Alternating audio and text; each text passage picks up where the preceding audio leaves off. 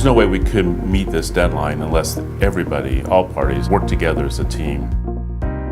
Most important reasons we've been able to accomplish the completion time frame that we have is because of communication. During the design process, we thought about the community all the time. So much attention to detail has been done. I'm very proud of this project.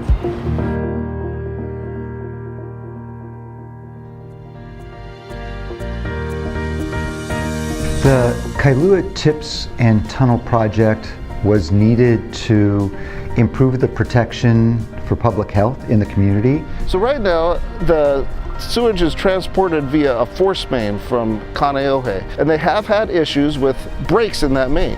And when you break in the force main, you're basically got sewage under pressure that's going to come out where you have that break. And there were various alternatives looked at. The traditional one is pumping sewage under pressure and adding additional force mains.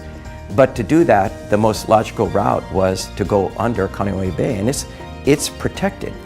And we agreed, saying, why would we take that risk? It's a beautiful bay. We're trying to make sure that it remains beautiful.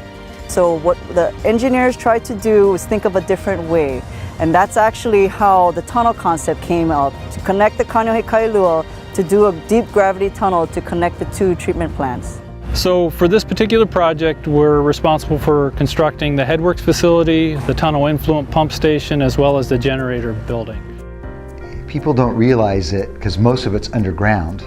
From the bottom of the pumping station to the top, it's actually a 12-story facility. There's so many moving parts in this. Again, it's two pump stations, a connecting tunnel. It's a live plant. Because just operating the wastewater treatment plant itself, well, has its own issues and challenges on a day-to-day. So now you're overlaying a $350 million project on that treatment plant.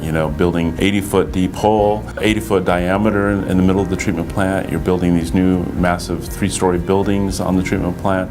This is a very complex project, the first of its kind in the city of Kaneohe in the state of Hawaii, and it required everyone coming together. So one of the challenges for the city and the construction management team is coordinating all those different efforts at the same time.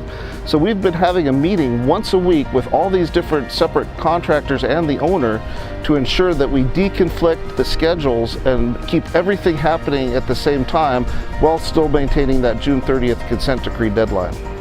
In some ways, it was, I think, a very good example that could be followed in other projects, both at the state and city level as we go forward. And collaboration was a big part of it. I think everyone looked out for the bigger picture and the bigger overall goal and came together and made it work. It can be very challenging to coordinate so many different contractors and schedules and people and still try to maintain a plant.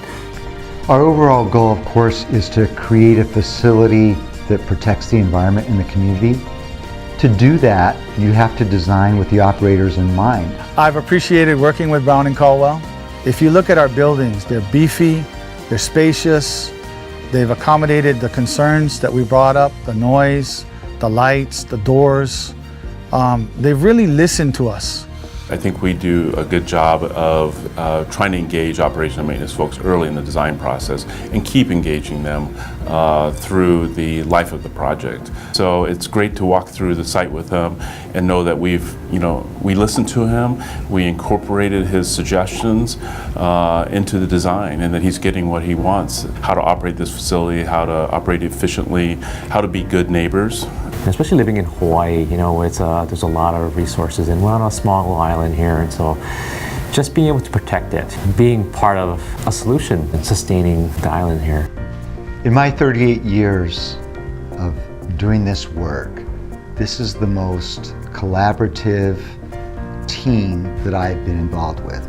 I was very proud of being a part of this, this cooperation that you don't really see often in this industry, and so that's a really made me proud to be part of that. Our overall goal was to help the city construct and deliver a facility that's going to protect community and public health and provide the operators what they need on a day-to-day basis to do their job. I get more satisfaction out of building a wastewater treatment plant than I do out of a high-rise hotel. Wastewater treatment plant, water treatment, infrastructure, people need that, right? People take it for granted, but they need it. I feel blessed to be able to be part of these teams that are able to conceive and then construct important community assets to protect community health and well-being. It's one of the largest of its kind, and the coordination that was involved, because it's a live treatment plant in a confined space. So phenomenal project. Very proud of this project. This is an example of a big city thinking about solving a big problem in a big way. And I think it's set an example for other major cities to follow our stead.